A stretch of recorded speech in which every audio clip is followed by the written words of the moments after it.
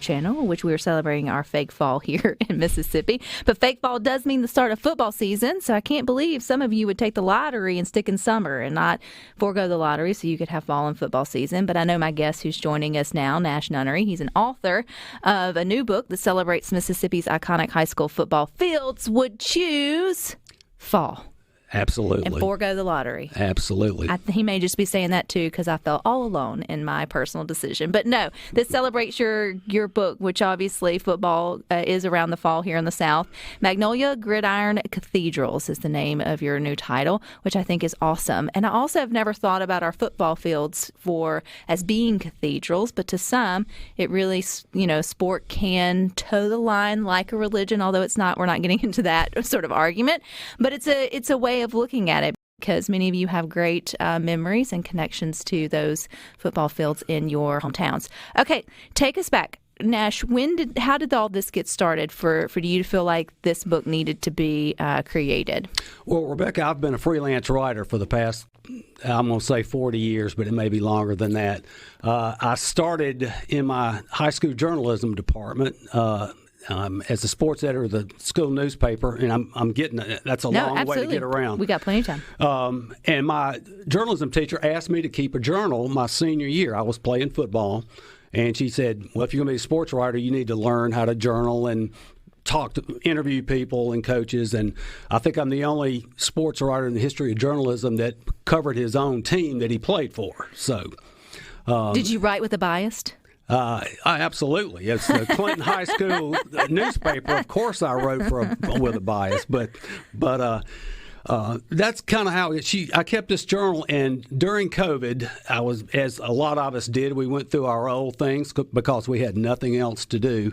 And I found this old journal, and in it, I had described practices, games in full detail, visiting other high school football fields like Brandon and Pearl and McGee and Mendenhall, and I very aptly described these fields, and it got me to thinking, I would love to go back in time and go check out those fields again. So my wife and I got in the car. This is during COVID again. What else are you going to do? Let's get outside. And we drove to Brandon, and we at Strickland Field, the old field. Of course, they have a new field now. Over at Pearl, they have a new field. Went by Shepherd Field and drove down to Mendenhall and McGee, and it just sparked an idea. You know what? Somebody needs to document these fields. These fields have history in them. I played on those fields that I mentioned, and I've always had this love of old ballparks, whether Wrigley Field in Chicago or Fenway Park or any place. I've just had a love affair with old sporting venues. And that's kind of how this got started in a nutshell. Well, on any given Friday night, it's full of memories, but some are positive and then some are not so much, right? Because there's a winner and sort of there's also a loser. And so when you think about over the decades, particularly here in our state, where a lot of folks grow up, have children, and then their children play on the same fields that, they played on, it's sort of generational, those memories just start getting really compounded into, one sort of setting, one sort of thing. And even when the new field is built, which is often celebrated, the old one still is around, and those are still part of the throwback stories and, all of that in the community. So when you say it that way, it makes perfect sense. So why hadn't this book ever been written before, Nash? That's a good question. I'm glad it hadn't. When I undertook the idea to write the book, Rebecca, I Googled, I researched, I tried to find, is there any other book in the United States like this? And mine's the first. Documenting old vintage fields in a state. We documented 47. My wife was the chief photographer on the project. She took over 1,500 photographs. We traveled 3,626 miles across from Water Valley to Pascagoula and many points in between. The book features 47 fields. Each field had to be at least 50 years old. I was going to say, what were the stipulations for the field, Nash? They had to be at least 50 years old and or have some interesting historical or quirk about it. And when I say quirk, I'll give you an example. Carter Field in Vardaman, Mississippi, the sweet potato capital of the world. The sideline bleachers, the home bleachers, are exactly 17 and a half feet from the sideline stripe. That's very close. This is an old school field. It's made of cinder blocks that are built up on each other. It's just a really cool setting for high school football. And that field probably goes back to the mid-20s. I could not find every field's exact birth, but we came very close on most of them.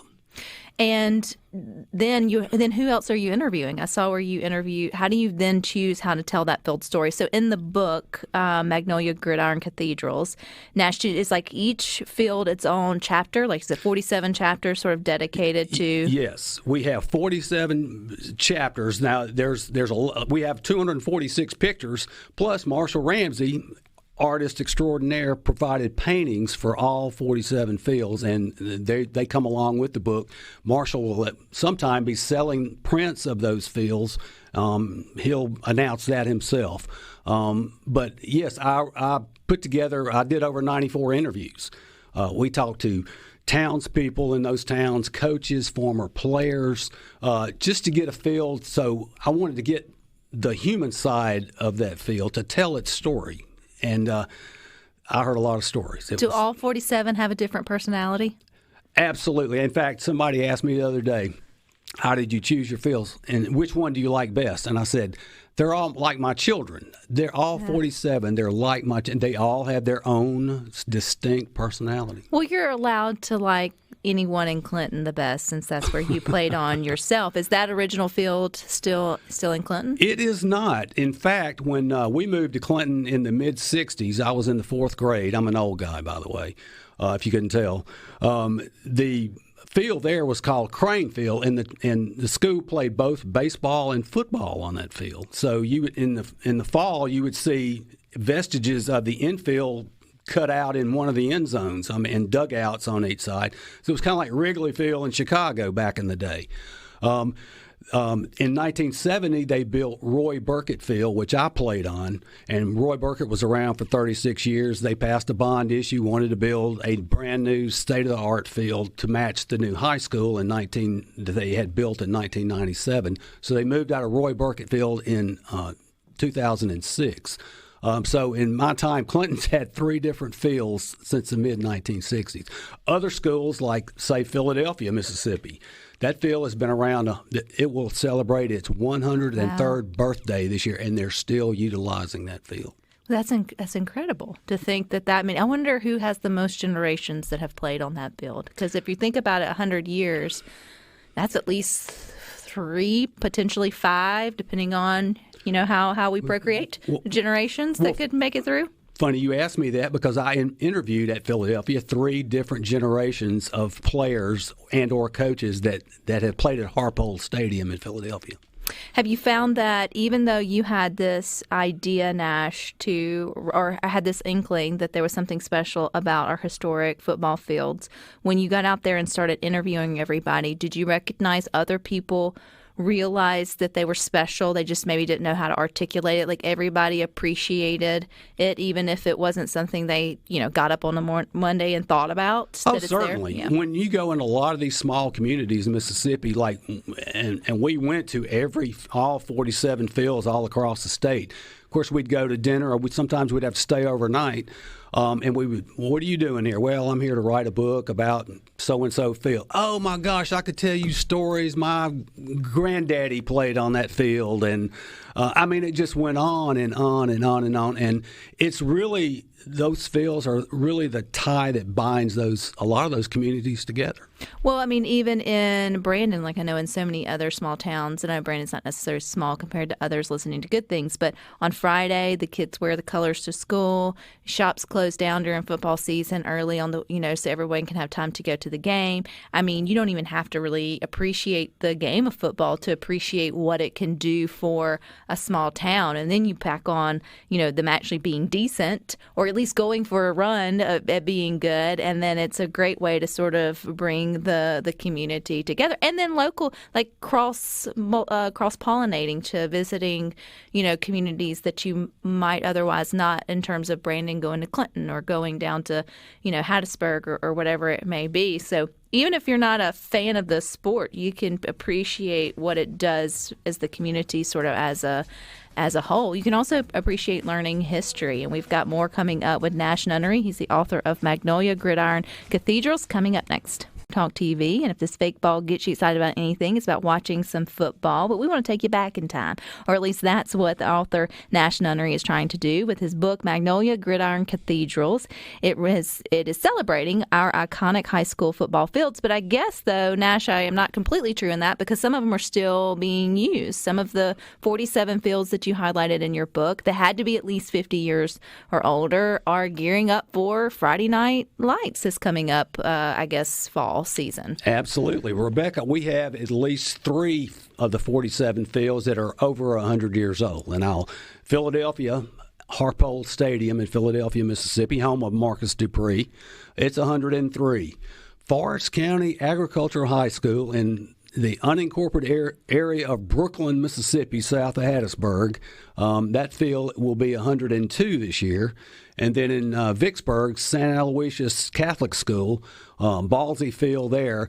The stadium itself is not that old. It dates back to, I think, 1912, but the site as an athletic venue in Vicksburg dates back to the early 1890s. So, and they're all being used today. When you're thinking about that and thinking about 100 years, that's 100 years of like cutting the grass, of putting out the stripes, of, touchdowns, of all the dreams, made and then dreams squashed, and just all the sweat. I mean, when you stop and really sort of soak in what 100 years of that dirt has sort of seen, it can be kind of like, if you're sentimental like I am, and I don't even care for the sport, it can get kind of overwhelming. Did you ever get overwhelmed while writing your book? Oh, absolutely. And one of the things when you talk about mowing the grass, it had, unless they had artificial turf, I think maybe we had 4 fields that have artificial turf. For the last 50 years?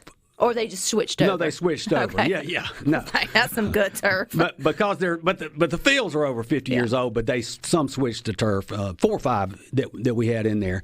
The guys, the coaches, the head coaches, take care of the grass, mow the grass themselves. That's their baby. That's their calling card. I was just amazed. A 6A head coach mowing his own grass. And he said, I won't let anybody touch it. A couple of guys did.